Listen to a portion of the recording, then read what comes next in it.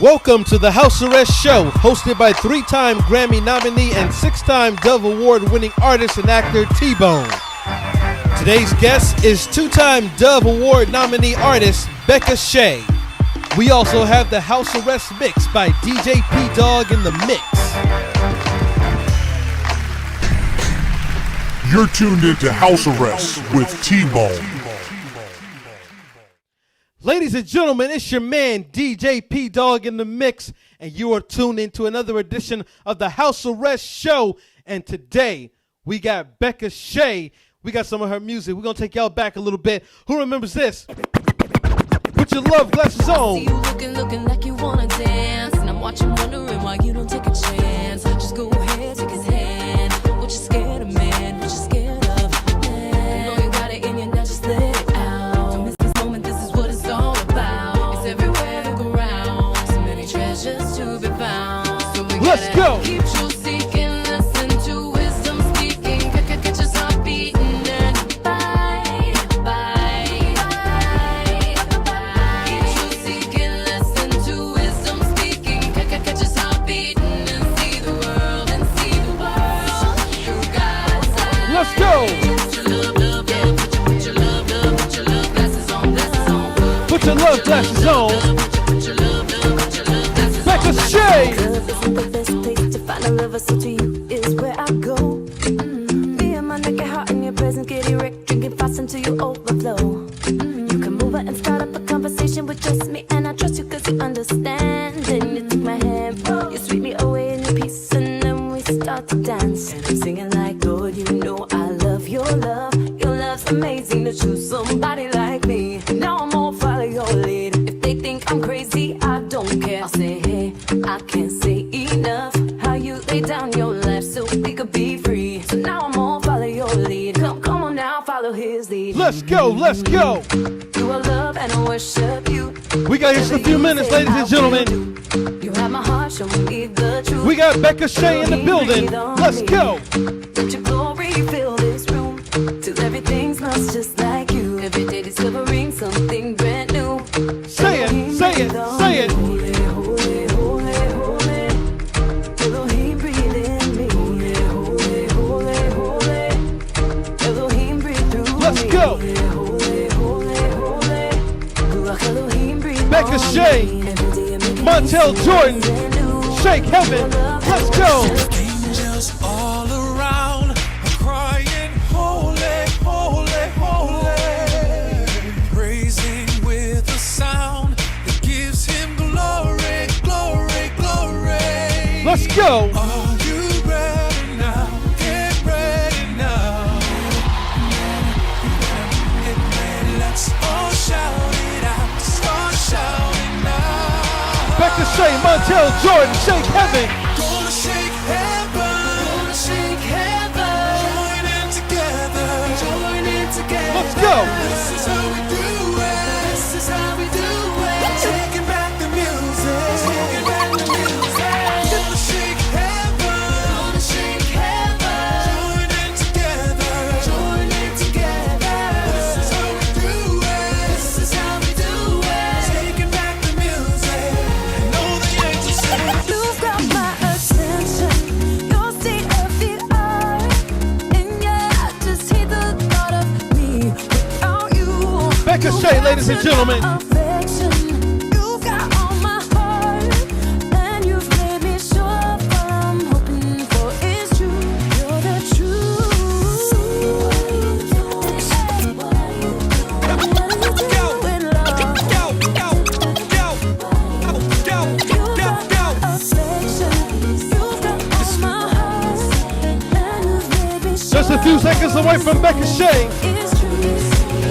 Let's go. Yo, your love is so contagious, it's so infectious, and this beat is so outrageous. So go ahead and pump your fist, throw your hands up in the sky. Elohim, Adonai, Dios eterno, Padre bueno, great I am, El Shaddai. Ain't nobody with a name that's higher. Glorificado, gotta give him all the praise. He's the one that filled my heart's desires, and ever since I ain't been the same. Still got swaggin' and platinum chains, sky tops on with them skinny jeans. Becca Shea and T-Bone. He's bad, Michael, Billie Jean. Let's go. I'm We're just a few seconds away from Becca Shea. I'ma give it all, give you my all. Winter, spring, summer, I'm loving you, I believe it's fall. I'ma give it all, give you my Let's go. all. Ain't nobody stop it, I'll rock with you like a stone wall. All that I am is because of the love that you give, it's incredible. Long as I live, got me dedicated to you, Lord. So I give you my all. Ladies and gentlemen, my name is DJ P Dog in the mix, and right now we got my man, the host with the most, my man T-Bone Corleone, T-Boney Soprano. T-Bone, what's up, bro? Another house arrest show. Hey, guess what, folks? I'm gonna be back at the end with a house arrest after party. Got some new records for you guys. Come back at the end, but right now, taking it over with my man T-Bone, house arrest show. T-Bone, what's up, bro? What's up? My man P-Dog, what's going on? Another round of applause for my man P-Dog. Gotta give it up. That was an incredible mix right there, yo. We want to tell you all to please stick around because right after the show, as he mentioned, we're going to be jumping into the after party with my man DJ P-Dog. He's going to be spinning some new records and some new music from our guest today, Becca Shea. But before we get into the show, as always, we got to pay some bills. I got to let you know, as always, that today's show is in part to you brought by Sunny Family Dental. If you're in the Chino Hills or anywhere in Southern California area and you're looking for that perfect smile, they can assist you with any of your dental needs, including veneers, implants, crowns, cleanings, etc. They do it all. And trust me, they did my veneers and I get compliments on it all the time. Dr. Uday Shah is one of the best in the business, and he'll take his time making sure that you get exactly what you need. For more information, log on to their website at www.sunnyfamilydental.com. Again, that's www.sunnyfamilydental.com, and be sure to tell them T-Bone sent you. Now, also, if you're looking to buy or sell a home, look no further. United Realty NM can take care of all your real estate needs. They can help you nationwide with their network of realtors. For more information, log on to their website at www.unitedrealtynm.com. That NM is for New Mexico. Again, that's unitedrealtynm.com, or simply follow them on their Facebook or Instagram page at United Realty NM. We want to welcome everybody that's tuning in, watching, and listening all over the world via Apple Podcasts, Spotify, or whatever your favorite platform is, as well as those of you watching via YouTube and Facebook. Be sure to follow us on all platforms by logging on to our website at www.thehousearrestshow.com. Again, that's thehousearrestshow.com. And I do want to remind you all that we are 100% listener supported. If you guys want to find out how you can help and contribute to spread the gospel through storytelling as we do here on the House Arrest Show, you can reach us at info@thehousearrestshow.com. Again, one more time, that's info@thehousearrestshow.com. Okay, now that we're done paying bills, guys, I'm super excited about today's guest because not only is she an amazing artist, an amazing singer, songwriter, but she is a very, very close friend of mine. So today's guest is none other than two-time Dove Award nominated singer-songwriter. She's worked with artists such as Toby Mac, Montel Jordan, Cannon, Eric Dawkins, and of course yours truly. So ladies and gentlemen, without any further ado, I want you all to put your hands together for the one, the only, the queen of gospel R&B. Ladies and gentlemen, please give it up for my girl, Becca Shea. Becca, come on, girl. Wow, what an intro. You're amazing. I love you. Thank you. I love you too. Thank you so much for taking time out of your busy schedule and being with here on the House Arrest Show. I've been looking forward to this one for a long time. Tell me, first of all, how you doing? I always ask everyone because I know we're living in crazy times. There's all this COVID stuff going on. I see you've been making a lot of posts about all this stuff going on. How's everything in Nashville, Tennessee for you right now? And what's going on with you and your family? Things are going good. We have actually had a little just kind of traumatic week, to be honest. Wow.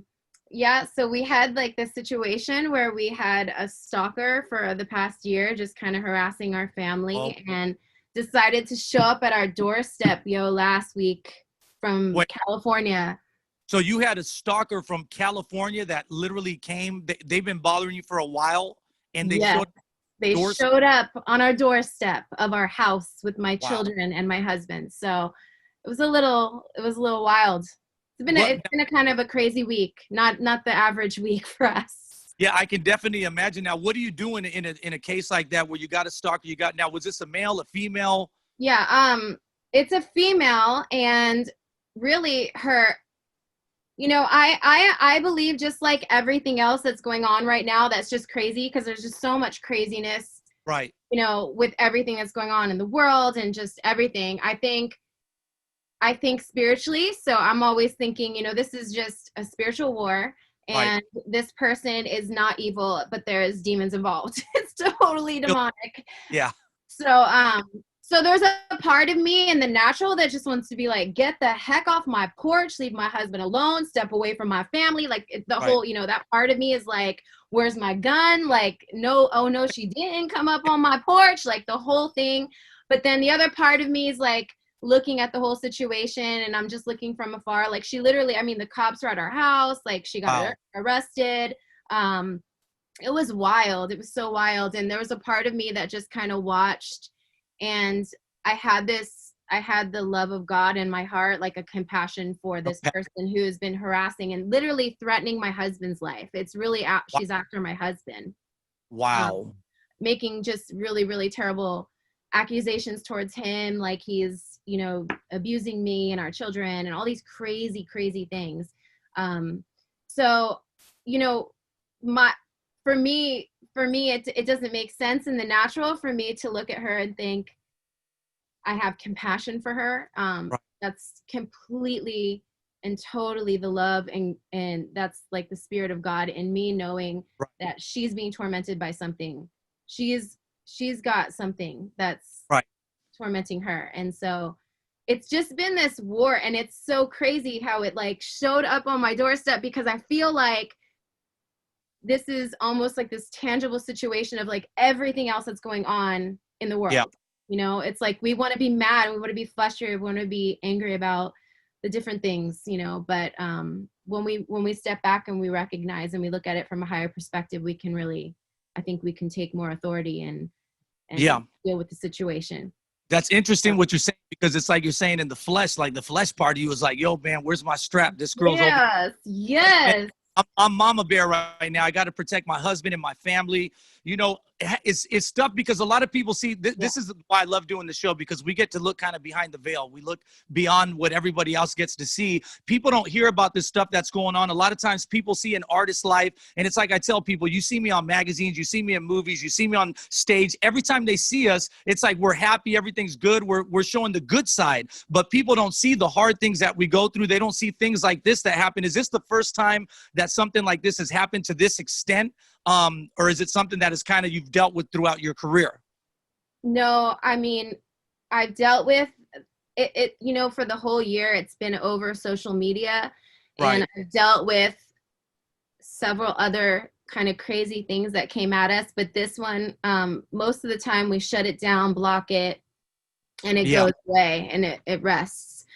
This one was like a consistent, like it rests for a little bit, comes back up, rests for a little bit, comes back up. And then this was the most wild, like.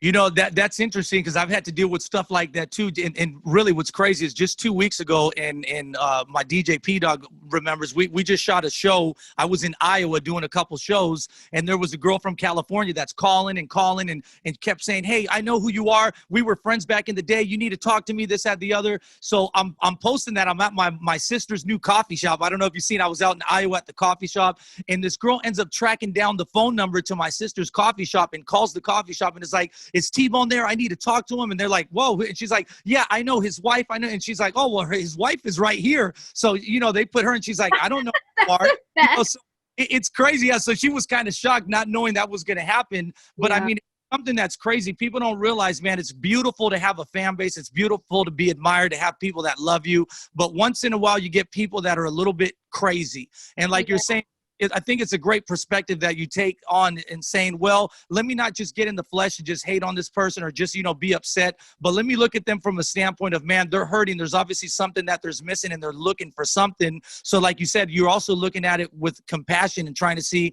you know, what can I do? What can I pray? What's wrong with that person? Yeah, exactly. Because it's so wild. It's so totally like full of lies and so left field that, you know, there's a mental illness, you know, that's for sure. Yeah. But, you know, I think, go ahead. Go ahead. I was gonna say there was something. It was very frustrating because they began to reach out to all like my artist friends. I don't know if they even like tagged you at some point because they like tagged everybody that I know, like every artist friend. To at some point I had Nicole Simole call me like, "Are you okay? Like I'm getting these emails," and I was like, "What?" And so and then it's it just got to a crazy extent, like. Really obviously like, threatening my husband, who's like, is my favorite person on the planet. Like I love him so much. I love him. And then tagging like my girls and their school and, doing like, calling out like their car and saying they're going to watch it burn. And all these crazy things like that was just so much that it was like, there is some mental illness. Like, I don't even know this person. I don't know where they came from. And you have to think that's demonic, It's just like so crazy left field. Yeah, I want to ask you about this because it's crazy that I wasn't even planning on talking about this till you dropped this bomb on us. Sorry.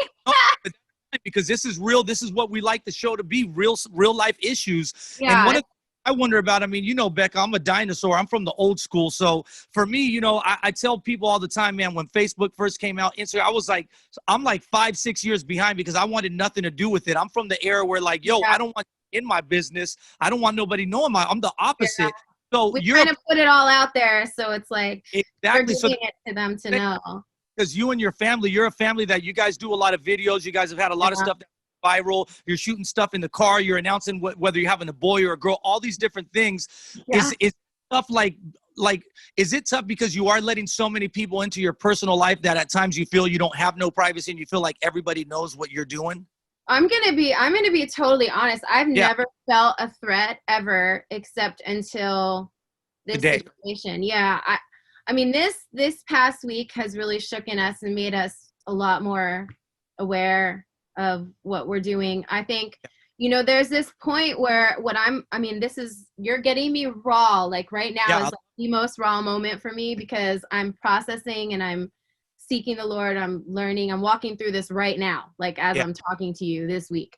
But what I feel like is, we have an option, as in every decision, every corner that we turn in life, like where we can go, like we can either have fear or we can have faith, like we can choose which one.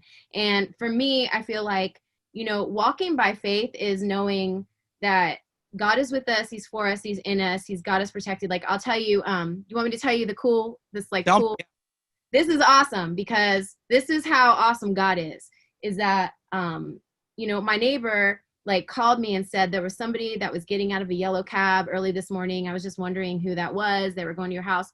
I immediately was alarmed by that because they asked the person for my husband's name. And I was like, we don't know anybody will come up and roll up in our neighborhood in a yellow cab asking for my husband. They would know where we live. So I immediately called the police and let them know of our situation. And the police came, we filed a report. As soon as they left, I just looked at my husband. I was like, we just knew, like, we were like, we need to go get some cameras. Like, we need to have this security. He went immediately to get these cameras. And 45 minutes later, she showed up. Wow. And that camera got the whole entire interaction filmed so we could have like proof and we could have like all this, here. And so anyway, I just believe like God is always a step ahead. Always. Yes. He's always a step ahead. He goes before us and he fights our battles before us. And like, I am convinced. And there was just this crazy, thing that took place with, that was on our front porch. But I actually wasn't there for that 1 second when she showed up because I was like, wow. I'm gonna get a coffee. And I was thinking, I'm going to roll around the neighborhood and go look for this girl because I'm a hunter and I find what I want. And I was like, this whole thing. And I was gone when she showed up. And I was like, oh my gosh, what? So they get this thing on film. And that night was kind of crazy, like rough. We were just like thinking about everything.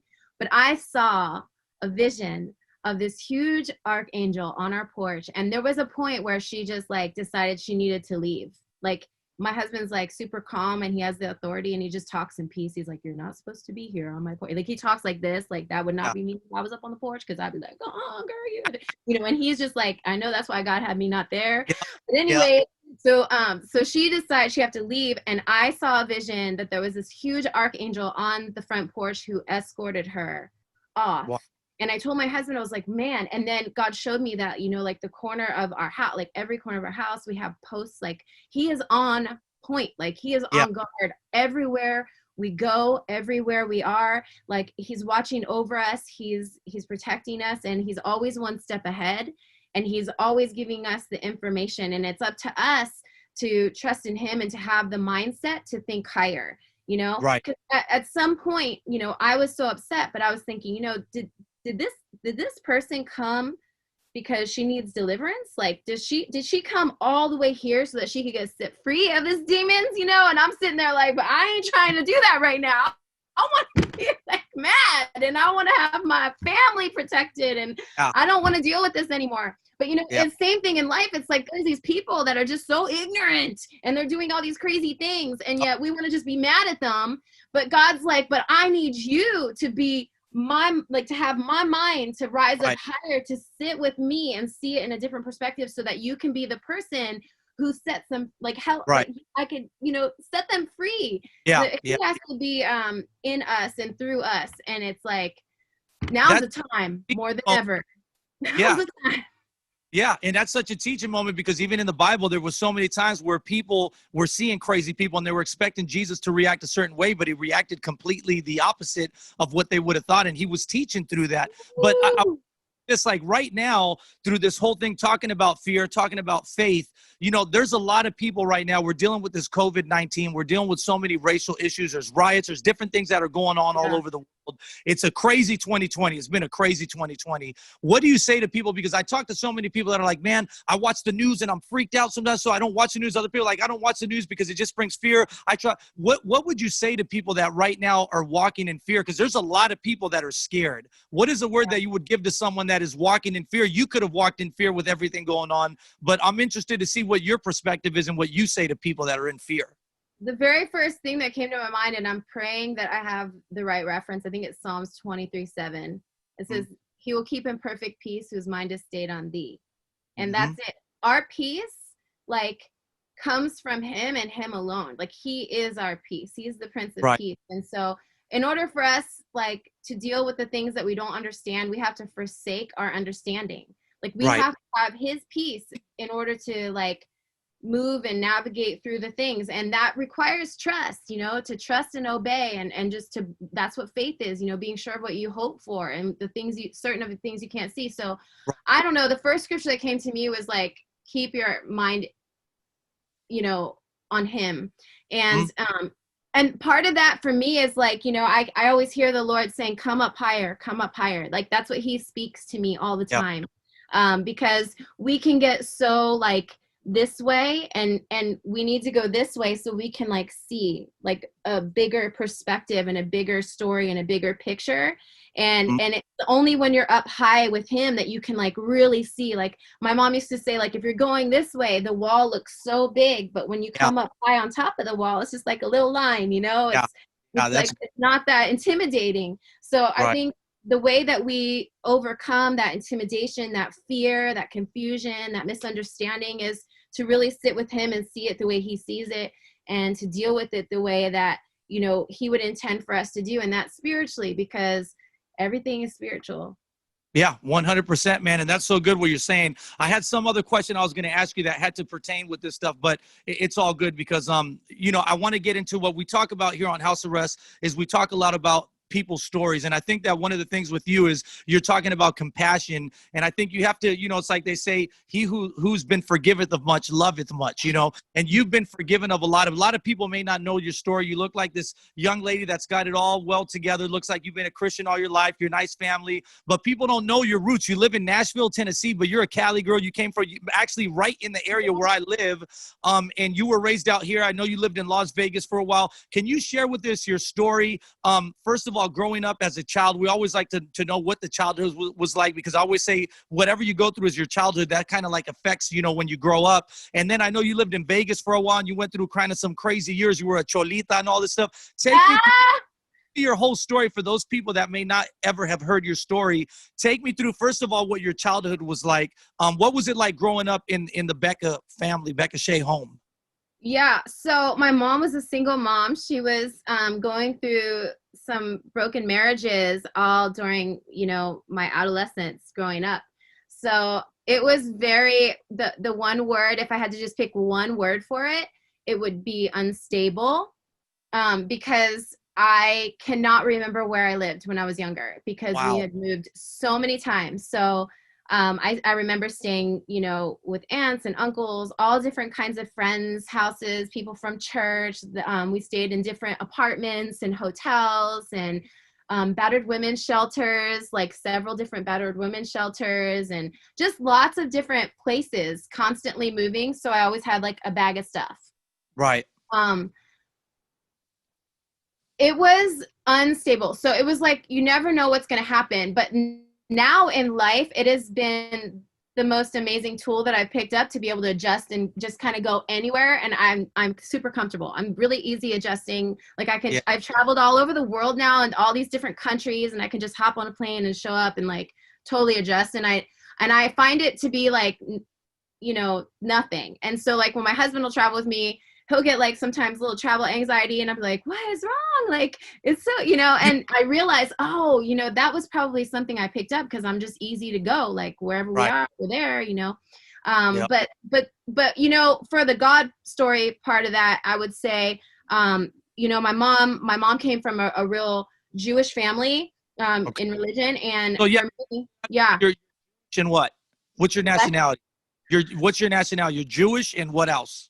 I'm Moroccan, and I actually found out that I have a whole lot of like Irish and British, which is brand spanking new. Like I just found that out, which that has to be from my dad's side. So that's interesting. But anyway, so when I grew up, I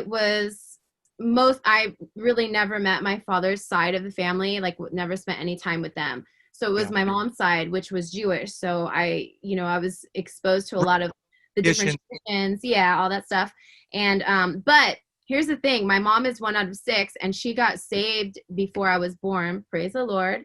That actually is what was so important for my development, because she just had such a hard time. Like she went through so many difficult things, and when she would just be rock bottom, I would be able to see her just on her knees crying out to God and asking for forgiveness, or asking for provision, or asking for protection, or asking for help.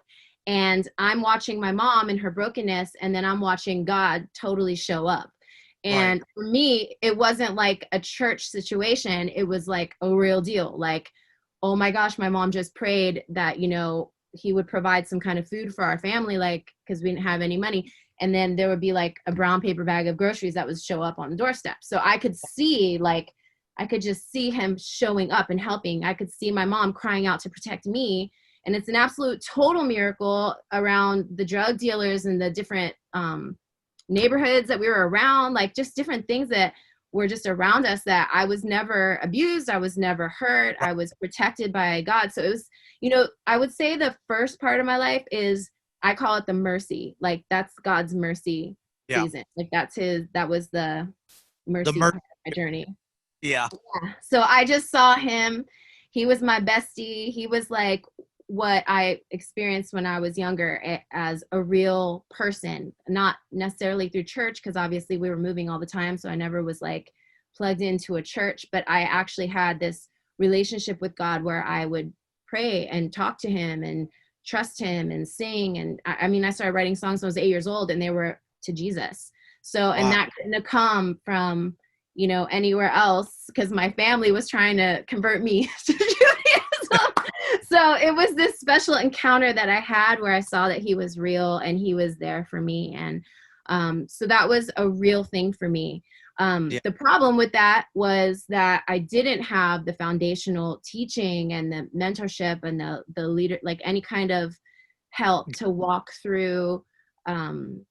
me through to help me grow, because my mom was like healing. She was still broken. She's still trying to do things on her own. And here I am. I have this relationship with God, and thank God, he's my friend and he's helping me. He protected me. But yet, when I entered into like my teens, I was completely like, vulnerable, because I really didn't have that covering, and I didn't have, the knowledge that I needed to really fight the war that comes, when you're at that age. So when that happened, that's when the enemy swooped in. He was like, ooh, weak spot, let me get her.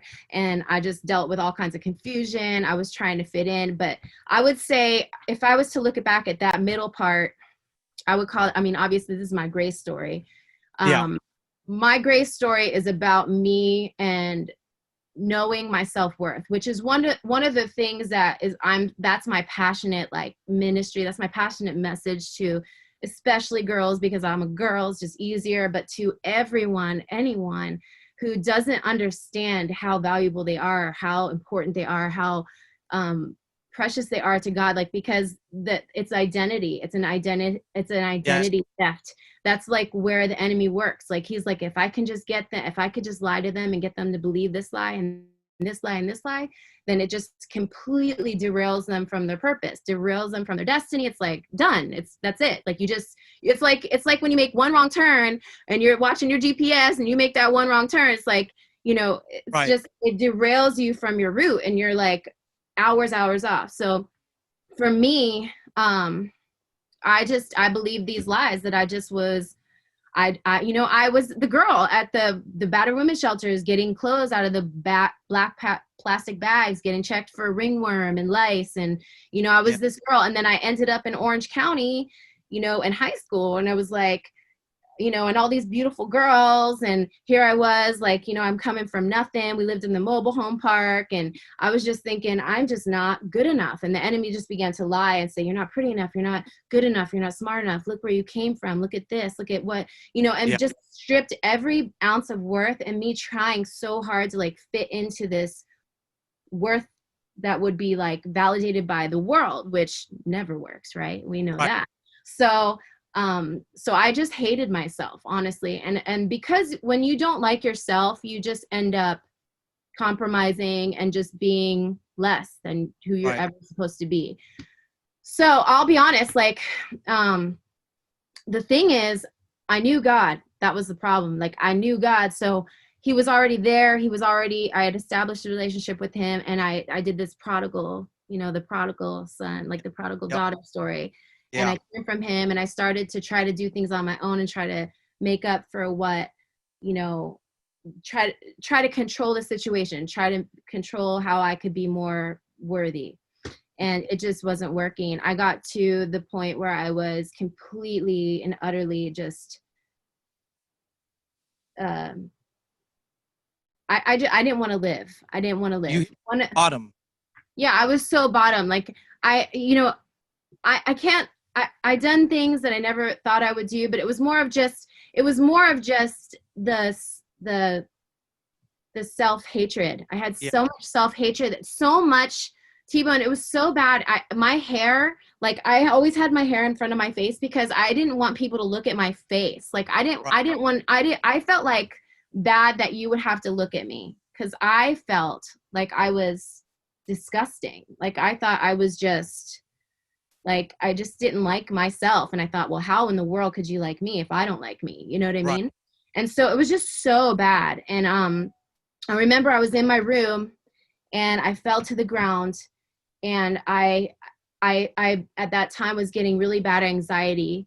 And the way that the anxiety would manifest for me was I couldn't breathe, which is funny right now, right? That's why I'm kind of warrior woman right now over this whole I can't breathe stuff. Because I was like, oh, heck no, I know you. So I was like, I would get to the point where I just started to get overwhelmed, and I couldn't catch just one whole deep breath. I could never do it. And I was down, I remember I was down on my knees, I was on the floor, and I wanted to die. And I was thinking of all the ways that I could make that happen. And I couldn't breathe, and I was hurting. I was literally like in physical pain, because I was like, I can't live another day. Like, it's like, there's no way out of this hole. Like, it's so dark and it seems so hopeless. I don't want to go outside of this room, and I don't want to talk to people. I don't want people to see me. I hate myself. I can't breathe. And I'm crying, and I'm just like trying to catch my breath. And in that moment, honestly, like, it was like, so I'm just totally being real on this show, like, so real, like, because this is, there's no other way to be. That's what we yeah. So I was on the floor and I felt like vomit. That's the Wow. only way I could describe it. Like what's grosser than, I don't know, like there's probably some gross things, but like that was what I felt like. I felt disgusting, like on the floor, and I felt like vomit, and all of a sudden I'm crying and I can't breathe, and I hear this whisper, and it said, remember me. Remember me. And I just knew that voice. I knew it. And it was like comfort, and it was peace, and it said, remember me. And right after I heard that, and if I start crying because it's just so real, every time I tell it, it's real, I just cried out, Jesus, and I just screamed, Jesus. And then it was like he came and swooped over me like a blanket and covered, like if I was naked and just disgusting. I was like, gross. And he just covered me, and I could breathe. Wow. And I just took breath finally. And that's hope. Hope lets you breathe. You can't breathe without hope. Whoever is out there saying, I can't breathe, whatever it means to anybody, it's because they need hope. That's all it is. They need Jesus. So I cried out, and he gave me my breath back.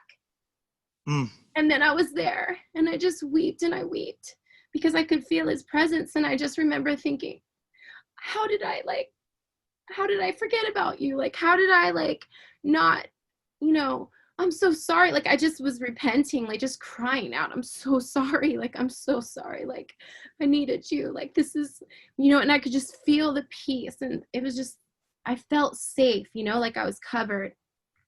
Then after a few moments, right? Then I had to start thinking like, well, I can't stay under here forever.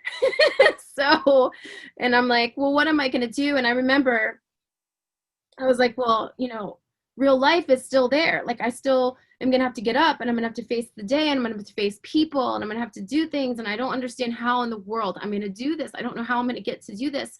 And I had this vision of like the feet of Jesus. And I remember I just kind of was on the floor, just crying and weeping. And I remember I put my arms around like this. And I felt as if I was like wrapping my arms around his feet. And I was like, I just want to be like right here. Like, don't ever leave me. Like, I just want to stay with you. Like, like a little kid's like doesn't want their mom or dad to leave, like I was just like, please don't leave. Like, please don't leave. I just want to be like close to you. And then I remember I was like looking at his feet, and I was like, if I could just be the dirt under your toenail, like, just like, let me be the little piece of dirt stuck really deep. And then that way I could just be stuck to you, or I'll be a corn on your toe or something, just like, don't ever leave me. Like, I never want to leave this place. I'm not going to be able to make it without you. That was like pivotal for me because for me, it was like, it glued my soul to him. Like, it was like, I realized in that moment that he was my lifeline. Like, there's no other way. There is no day that I can make it without him. Yeah. And so that was my grace season. Yeah. And that led me to make, big faith moves. I moved to Nashville with like everything packed in my car, not knowing a single person.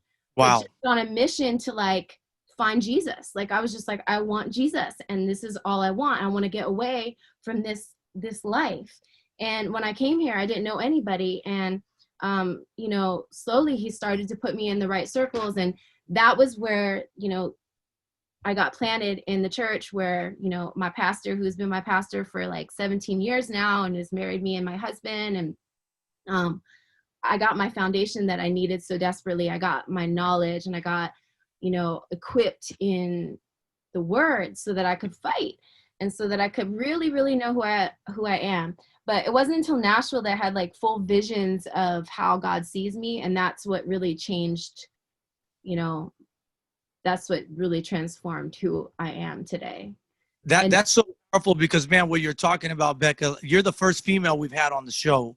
And honestly, I mean, I know you're talking to so many young girls because there's so many girls that struggle with identity, so many girls that see these pretty girls on these magazine covers. They don't realize they're all airbrushed and they're trying to look like them. They're trying to fit in. They want to be the pretty girl. They want to be accepted. There's a lot of girls with daddy issues. Like we were saying, they don't know the love of a father, so they're trying to find it in so many different things. What would you say to those girls that are watching right now that maybe are right now watching and they're like, man, that's me. I'm the same girl. I'm that girl. I'm the girl that's her that feels like vomit, that feels hopeless, that I don't feel pretty. I don't feel like I'm worth anything. What would you say to them that are watching right now? All right. First, I want to can I tell you another story? Yeah. This story might help. So when I got to Nashville, I'm like telling all my stuff now. I'm telling Good. all Because I'm talking to you, like you're like my brother, and I feel so comfortable. Thank you. I'll look back and be like, that was too much. Good. I tell people, this is when people can really minister to someone. If we're not real, then it's like this is the real stuff that real people deal with. So I know you're speaking to them. Okay. So I feel like this story is really powerful and it's important because I feel like this is something the enemy can totally try to like, I don't know, mess with people. But when I came to Nashville, I got involved in this church and I was so excited because my heart was so zealous. Like I wanted nothing but Jesus. That's why I moved all the way by myself, like just with faith, not even knowing, just trusting God, like whatever he was going to do. And so I was willing to do anything. So when I found this really cool church, I thought, this is so awesome. Like, this is going to be where I'm going to like grow up. And so I did everything, but they had a very thorough, to this day, I still don't know any church that it like does all this. It was like this very thorough membership process. So it was basically like you go through this whole workbook. You do like weeks of discipleship. Like you have somebody in the church that has to like do this discipleship with you every week for so many weeks. I don't even remember now, like all the details, but then you go to these classes. On top of that, you go to these classes. And then after that, you set up this interview where you meet like one of the pastors, which this was like a mega church. So there's several pastors. And I was so excited because I did all this stuff and I was like, yes, this is so great. I'm going to be a part of something. I'm going to have a family. I'm going to grow up.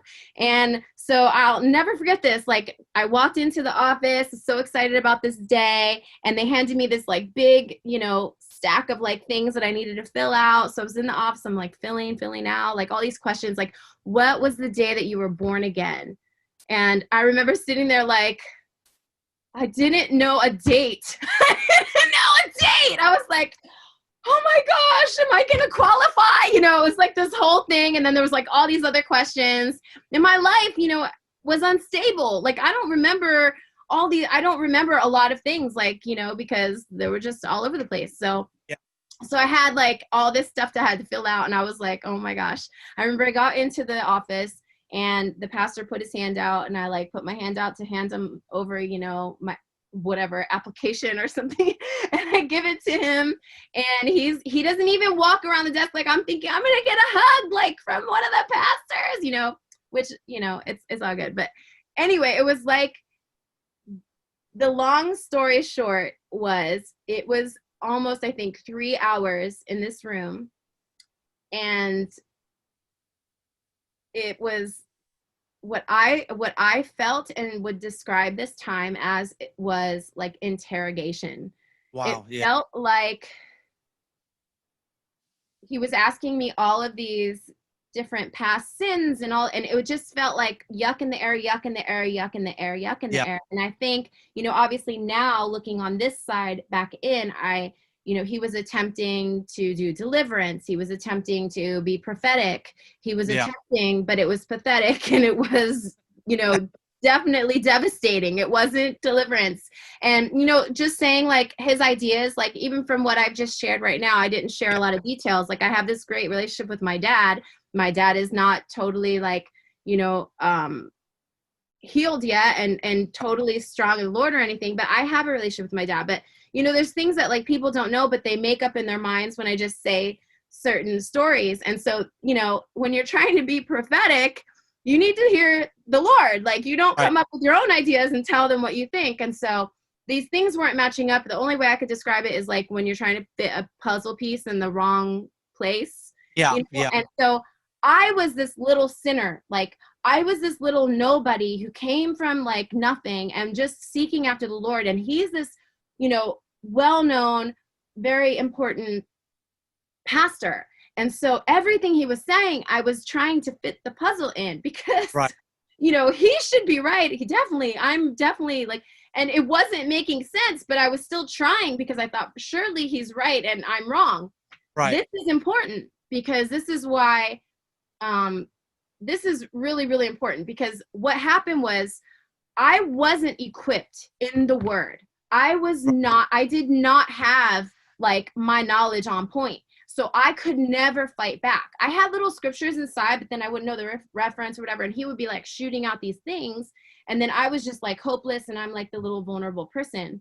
Yeah. So in the end story is that I got a stamp of rejection. I wasn't able to become a member of their church yet. I had to go through some more classes. This is for real. I'm not even kidding. And so I was like, okay, you know, and I remember I wept and I went home and I felt so rejected. I had a migraine. I was like, I just felt so horrible. Like what was wrong with me?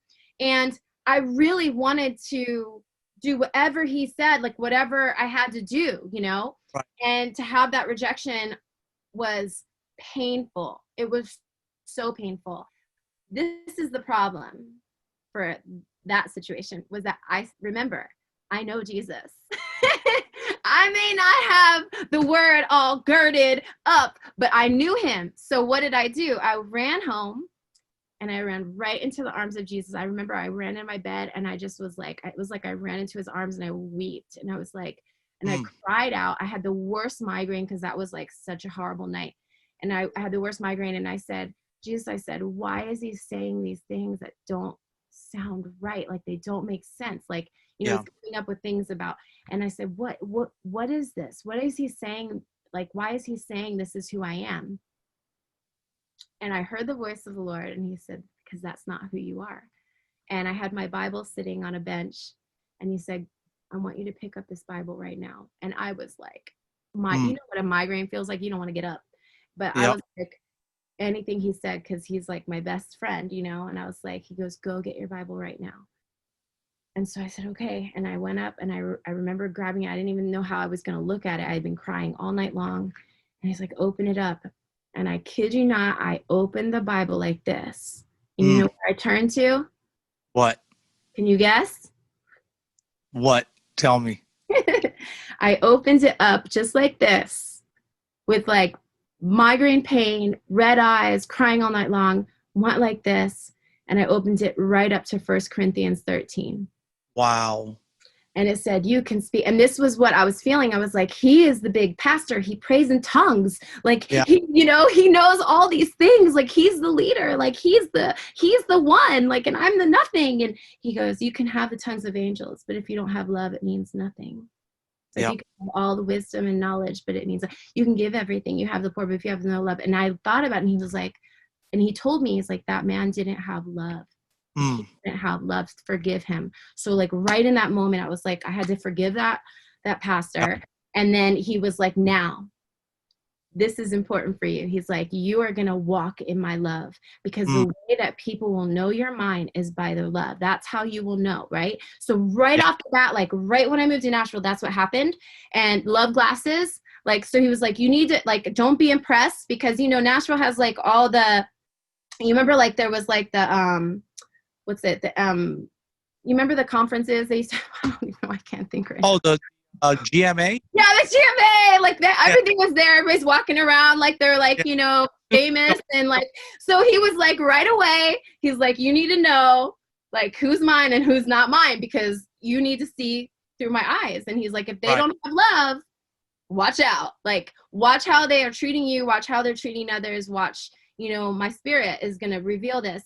But he said, but more importantly, you walk in my spirit and you walk in my love. So that was like, you know, right off the bat, I had to learn that. But let me tell you, after I opened that Bible, my book was like this, for the next couple years, I was like, what? Then that's when he set me into my church with my pastors, and I really grew up. Now, Becca, real quick, because we are running out of time, but I want you to real quick. What words would you say to girls that are watching right now that were you? Give them some kind of hope right now, because I know you've been through it and talking about how God has pulled you through it. So what would you say to those that are watching right now, feeling the same way that you were feeling years ago? Yeah. You know what? The Lord loves you so much. He's given you everything you need pertaining to life and godliness. He's already placed a crown on your head when he had his son die for you. And I just say, you know, if you struggle with worth, if you struggle with just self-worth and loving yourself and seeing yourself the way that God truly sees you, the greatest thing you could ever do is to just dive into his presence. Just ask him to be there with you. Just spend time with him. Do whatever you can. Before you spend time with anybody else, before you go to a pastor, before you go to anybody, you need to have your own relationship with God, because in these days, there's going to be all kinds of false people. So I would say, you know, make sure that you invest in your time with him and in time with the word. And it's going to change your life. It's going to change your mind, change your perspective, change your heart, change your spirit, and it'll give you peace that surpasses all understanding. And he will comfort you, and he'll be there for you, and he's the bestest friend you could ever have. And let me tell you, if you don't feel like you can hang with him here, then there's going to be trouble for you, because there's a whole eternity after this, and we're going to have to be with somebody after eternity. And let me tell you, I am so excited for eternity. I think about it every day. I think about how I can't wait to spend time with him. And so if you could just grasp how precious your like how much he just loves you, you will just be overwhelmed and you'll be filled with power. You'll be filled with power so that you can go forth and have authority over the lies of the enemy and over the things that are not true. You know, if you know what's true, you won't fall for what's a lie. That's so good. That's so good, man, because that's like you're saying, there's so many young girls that are out there, man. Becca, thanks. Like, seriously, that's an incredible word. And I think there's a lot of people that need to hear it. A lot of young girls, especially, that are like confused. They don't, you know, what do I do? How do I fit in? There's just so many questions. And I think that's the best thing, is knowing who you are, looking at yourself the way he looks at you, you know? Now, I want to ask you real quick about, because something that you were doing for a while is you were doing this thing, which I think is great. And I don't know if you're still doing it. You haven't done it for a while, but I think it'd be something great to bring back, because people do need hope. You were doing scripture snacks where you would sing stuff and talk about stuff. Tell me a little bit about scripture snacks, and if you're still doing that, or if you plan on bringing that back, because I think you stopped doing that now for a while, right? Yeah, I mean, you know, there's so many avenues of creativity in our life, and now that we have our daughters, and so, I mean, it's not that like I wanted to stop it. It was more of just like we had some other projects, but I love them and I'm inspired to do them. I think we have a lot out there already. We've always said we want to do some more, so we'll see. But now I know you're a mom now of 3 girls, right? Because you had another little girl. Tell me about your household. What's your family life like, for those that don't know? Because I know you had 2 girls for a while, and then you had this third one come into the family. Tell me a little bit about what it's been like being a mom, and what this season of your life is like, what you're learning from them, and, you know, vice versa. yeah, I mean, this message that you were saying, like with these young girls, my oldest is 13, so she just stepped into teenage, you know, and it's this constant conversation, and I feel like it's so hard. Like the struggle is really, really hard. But I absolutely love every single thing about being a mom. Like, it's like, I love being a wife too, but I love being a mom. Like, it is just so precious to me. Actually, in this season, I feel like more than ever, like, this is my highest calling, like my highest ministry, my highest purpose. Like, every day I'm seeing it, I'm thinking, wow, I have these deep conversations with them. Like, you know, just even like what we started with, like coming up higher, how the Lord says, come up higher so you can really think the way that I think. I just had that conversation with my oldest, you know, that like eagles fly alone. Like, if you ever feel lonely, it's like because you were created to be an eagle, and eagles fly and they soar higher than the rest, and they go up there, and then they're leaders, and then they see things, they see better than the rest. So it's like, you know, there's just these conversations that are just so cool, and they're always going.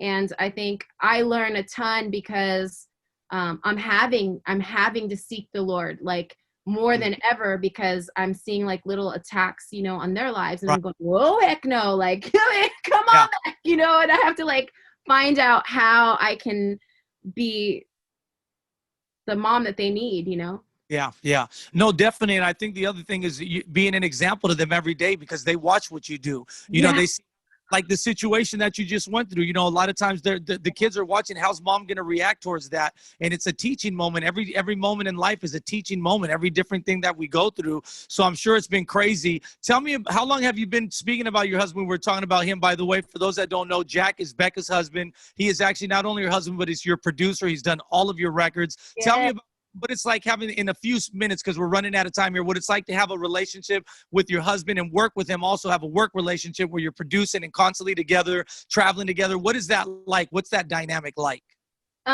Okay, so I'm going to be like, put it all out there. Like, this is for real. Like, I'm not exaggerating. Yeah.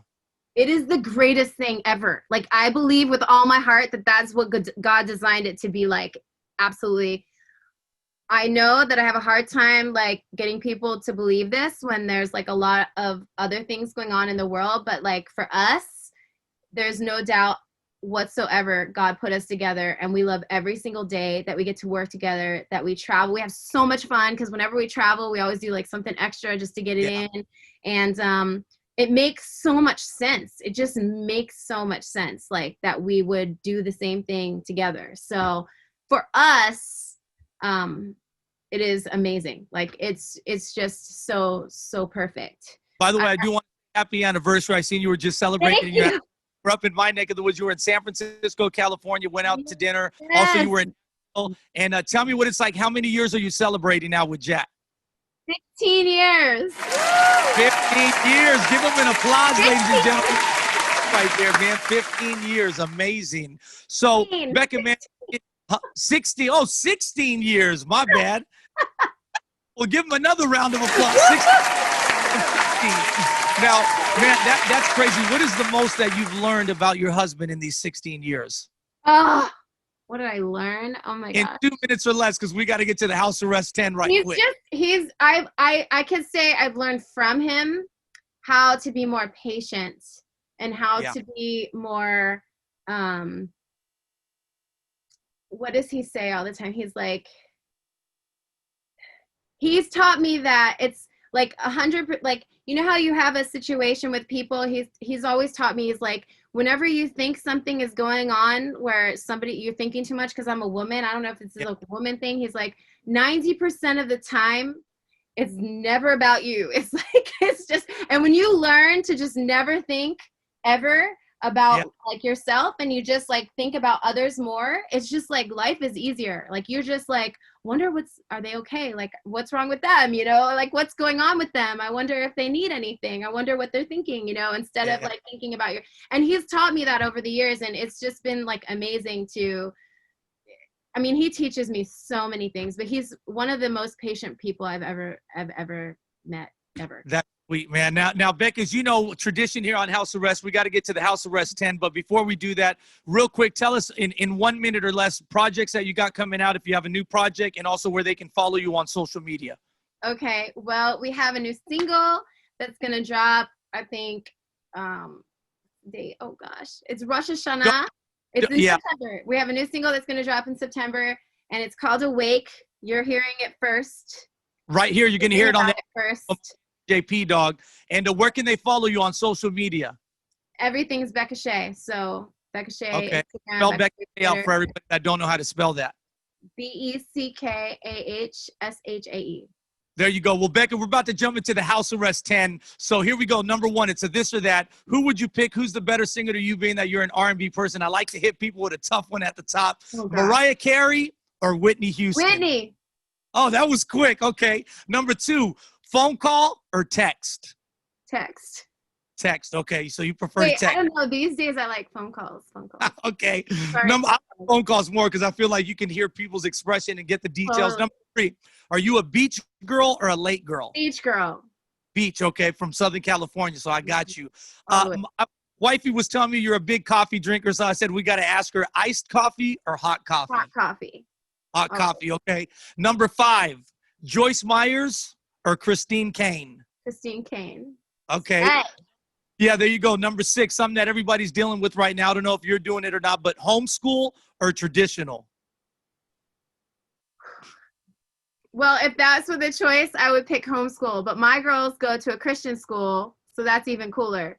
Okay, so there you go. Number 7, Rachel Ray or Paula Dean?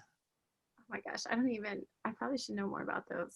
I don't know. Okay, Paula Dean. they're both cooks. They're cooks. One is super sub, they're amazing cooks. Rachel Ray, you never heard of either one of them? I have seen Rachel Ray's show, but I don't know enough about Paula Dean's shows. Okay, so we'll go with Rachel Ray. Number 8, city girl or country girl?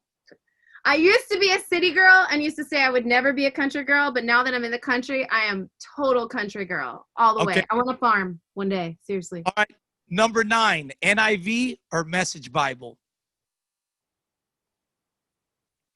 30 seconds. I would probably pick NIV. Okay. But I like the message. I like the message too. And number 10, if you could choose to be one woman in the Bible, which would it be? Would it be Sarah or Ruth? Aww. I think I love Ruth. Okay. Hey, man. Becca, thank you so much, seriously, for being on with us. It has been an honor. You're an amazing woman, an amazing woman of God, and an amazing example to so many other women. So I love you, and on behalf of everyone here at House of Rest, thank you for being on. I know that people are going to be so blessed by this. We hope to have you back on again soon. So tell Jack we said hello, and we'll be praying for this whole entire situation that God just works everything out. So I love you, sis. We'll talk to you soon, okay? So much. All right, thanks for Hey guys, stay tuned. DJ P Dog's in the mix right now with the after party. So peace out, Becca. We love you, and we'll see you guys next time right here. Next week we'll be with Dayton right here on the House Arrest Show. Let's go. Once again, ladies and gentlemen, it's your man DJ P Dog in the mix right here on the House Arrest Show. And right now is the after party, and just like we promised, we got that brand new record by Becca Shea. This joint is called Awake, and you're hearing it right here, right now, exclusively on the House Arrest After Party. Let's get it in.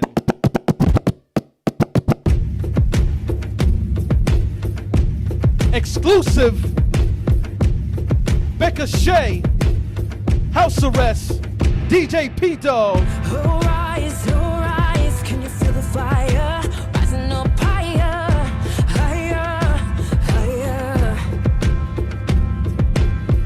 Oh, rise, darkness can't stand by, 'cause the light is getting brighter, brighter, brighter.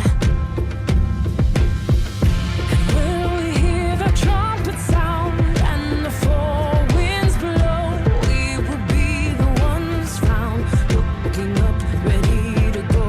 In the twinkling of an eye, we will be raised high, every heart beating in time with Adonai.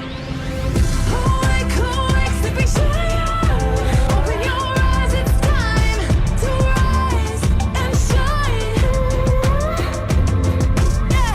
Awake, sleeping giant, open your eyes, it's time. Your bones come alive.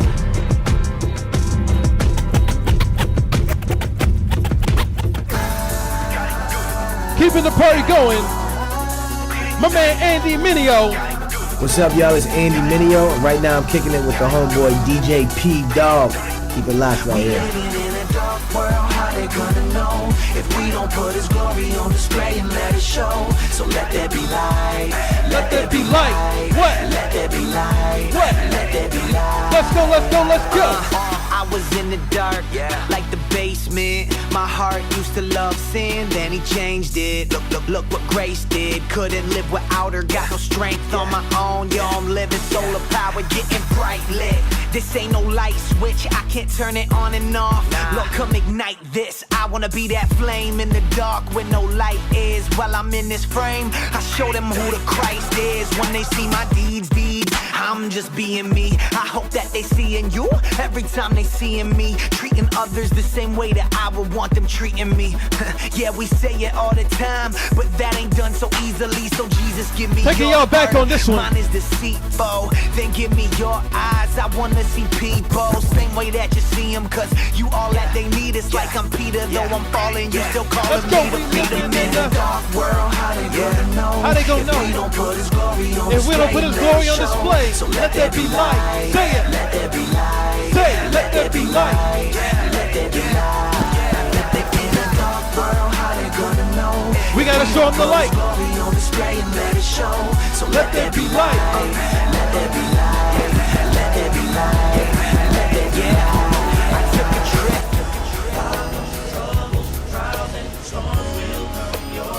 T-Bone, what's up? Jesus offers love and wants to wipe your tears away. I know this world got you feeling down, bound by the problems and troubles of life, full of strife, pain and misery. Looking for true peace, love, and happiness that you can find in drugs such as Hennessy. But come along with me if you want to hear about the one who heals the sick and make the blind see. The one who drew water, the one that multiply the loaves and the fishes, so the lady with the issue of blood to cure leprosy. Cause even when your friends ain't there and you be feeling like nobody cares, God's still there, ready to cast all your burdens away. Let him in your heart this very day. And I pray that every lyric I spit will hit and penetrate to the very depths of your soul. And I'ma let the whole world know that he can make it sins white as snow. Now let me bust en español. Para mexicano, o cubano, panameño, colombiano, argentino, chileno, nicoya, puertorriqueño. Lo que yo te enseño es algo que me enseñaron de pequeño with this instrumental. I'ma make you get sentimental. Cause I be known as you feeling what I'm talking about. Make you wanna shout, shout, let it all out. Like tears for fees. I'm trying to reach the peas in the thugs. Players in the clubs, I'm about singing drugs. Chucking in flood, looking for love in the messed up world that's cold like a freezer. That's why until the day I die, I'ma preach the word of God like the man of God they call Peter. Jodita, you might be going through a thing or two, but know that Jesus still loves you. So it's all good. Play and wipe your eyes, cause Jesus said that everything's gonna be alright. Now come on, then. Cause even when it seems like don't nobody really care. Sing it, T-Bone. Jesus is there and he hears your prayer. And he hears your prayer. Don't cry. Heard the Lord reply. I wanna wipe the tears from your lonely eyes. It's gonna be alright tonight. Might be going through some things, but I know the joy comes in the morning time. And I pray to do this rhyme. I'm touching your mind, body, and soul. Let him take control. And if you touching God, leave your violence in his hands and everything's gonna be alright. My man T-Bone to my man Lecrae. Welcome to the after party, ladies and gentlemen. For sure. We got no regrets. Let them know.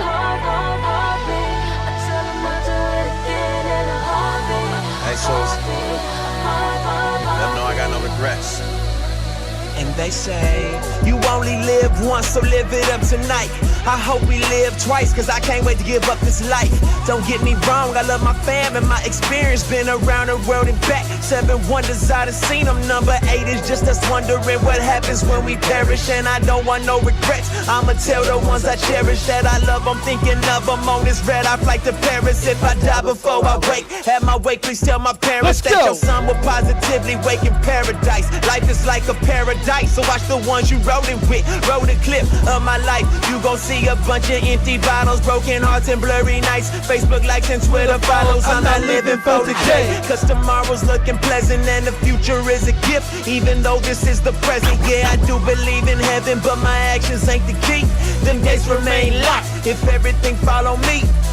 So I know that when I come to the end. Welcome to the after party, ladies and gentlemen. It's your man DJ P Dog in the mix.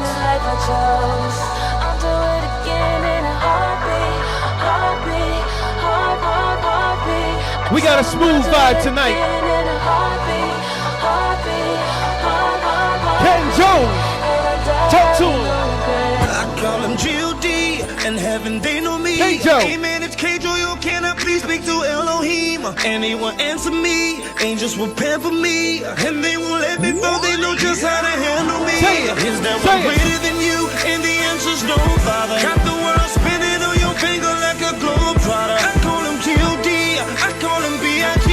And yes, I'm calling me W.E.S.O.M.E. Let's go.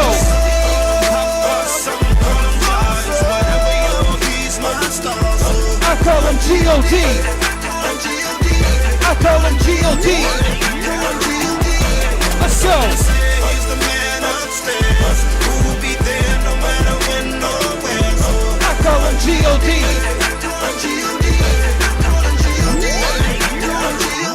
My wife was pregnant, having my second mini-me. Went to the doctor to get a checkup on everything, and I was out of town, so wifey went alone. After the visit, then she called me crying on the phone. The doctor said no heartbeat, oh no devil, you're a lie. You can't have my baby, he will live and he won't die. I told him G.O.D. took care of everything. My baby's perfectly fine today, and I give him praise. Whatever you want, he's my star. I'm G.O.D. I'm G.O.D. I'm G.O.D. I'm G.O.D. So they say he's the man upstairs who will be there no matter when or where. I'm G.O.D. I'm G.O.D. My man Tadashi. Talk to him, T-Dot.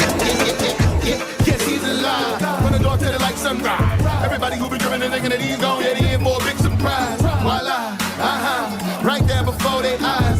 He'll be back, ain't cut no slack for the cats who try to hide. Lie, that's what they say, I drop. Can't sell out. Caught up with they sell, but they will feel. Yes, sir, they gon' be shot. Clear, they dead now. Can't live just on that bread now. I took over what he said now. I'm his pupil, yes, no red now. Peter preached it from the mountain and 3,000 all believed it. And he called me on the campus and I answered and received him from the witnesses that seen him. To the heathen, do not preach him. The proof is in the change. Unashamed, that's how we reach him. Hey, so I stand up. I will never stand down. Worship with my hands up, humbled by him, man down. Yes, sir, that is it. I will never call it quits. Pressing on. That's how I know I'm his and that he lives. Shout out to Jay.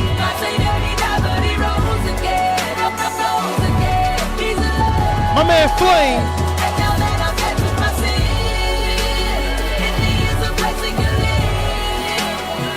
We talking about our Savior.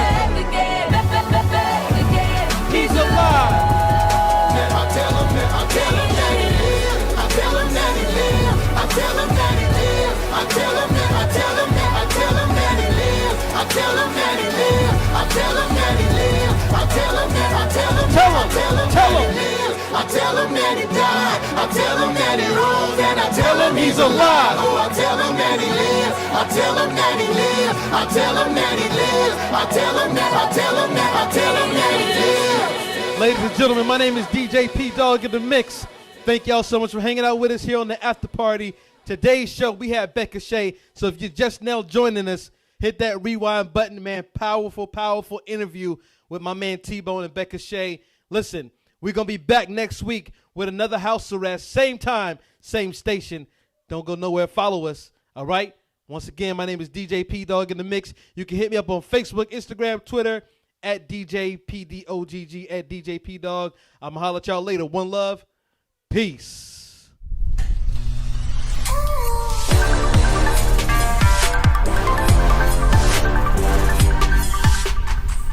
House arrest with T-Bone.